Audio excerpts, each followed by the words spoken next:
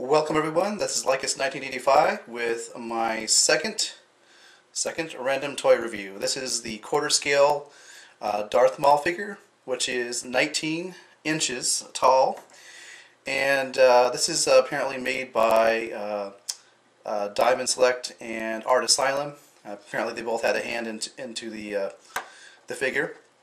One thing to note is, despite the size, he does stand pretty well on his own. He does come with a base.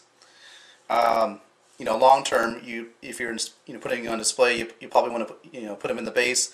But he does stand on his own.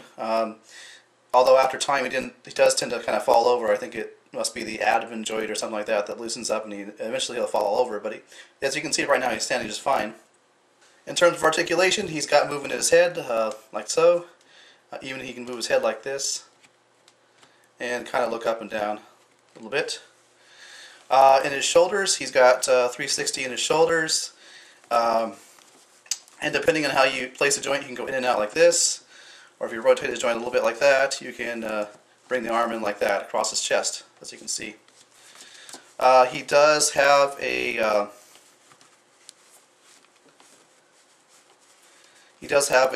elbow joint as well, and it also does swivel as well. And then if that wasn't enough, he does have a swivel right here where his clothing meets the glove. It swivels around like that. Wrists are on a hinge.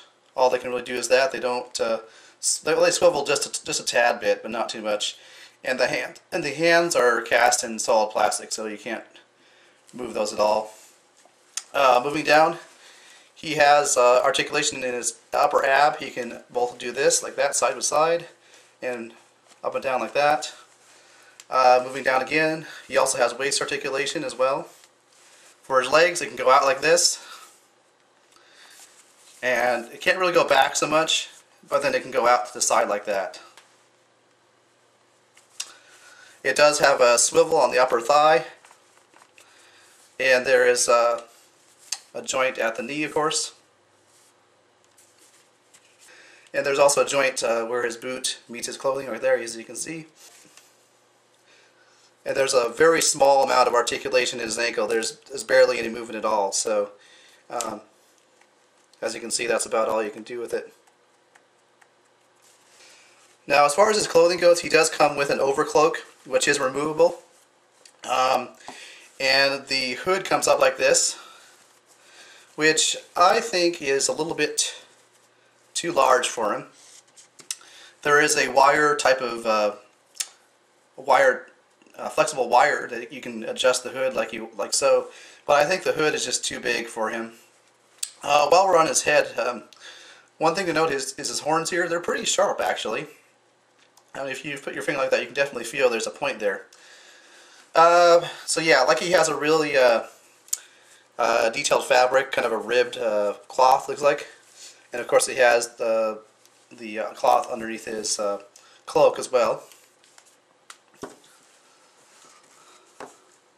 And the other reason I don't like the overcloak is because this piece here is just hanging off. You can see here's where his arm comes out of the cloak. It just dangles like this. So I'll be showing you how he appears without his cloak. Now, Darth Maul has this extra left hand, which he can use. This is supposed to be a communicator. He has his binoculars. And, of course, the famous double-bladed lightsabers. The nice thing about these is these two ends here are metallic, or they're magnets, so you just move them together, and they automatically line up and everything. So you just they automatically adjust themselves. So very nice. And of course the stand that I mentioned before as well. So. Okay, so we have him with his just as simple robes on. I took the cloak off. One hint about getting the cloak off, go ahead and just remove the left arm, and that makes it easier to get the cloak off. I went ahead and replaced his arm as well. As you can see, he has the additional forearm. And I much prefer this look. This to me is more, of course when he's fighting, during the fighting scenes, he doesn't have his cloak on. And the other thing is more of a practical issue. The hood's too big for him, I think. and the arm pieces on his cloak that dangle off of his forearms are just too cumbersome. So I prefer to have them like this. You can kind of take a closer look here, and you can see.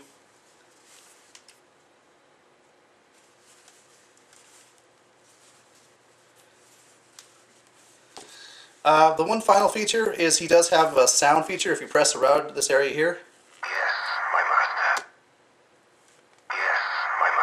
Now, it's supposed to have 3 phrases. As far as I can tell, I pressed this numerous times, and I can only get this one to the "Yes, my master" phrase. So, I think I might have gotten a lemon, which is not a big deal. Like I said, I got him at a pretty good price, I think, for $32 shipped. Like I was saying at Big Bad Toy Store, he is right now. I just checked, $37. Of course, that doesn't include shipping, so. I got him for a pretty good price, I think. But it is a bit disappointing that that's the only phrase that he has. So, as far as recommendations, this was kind of a random toy purchase. I did not expect him to be this big. Somehow I thought he would be more in the 12-inch range. In the description for him, at least that I recall seeing, it did not mention 19 inches tall. So when this guy arrived, I was like, dang, he's huge. So, would I get another one in this scale? Probably not. I mean, I like Darth Maul, of course, is the iconic, Sith Lord. So why, I decided to get him. Why not? I was always a fan of the dual blade lightsaber. Okay, this has been my review of the Star Wars quarter scale 19-inch Darth Maul action figure from Diamond Select and Art Asylum. Thanks for watching.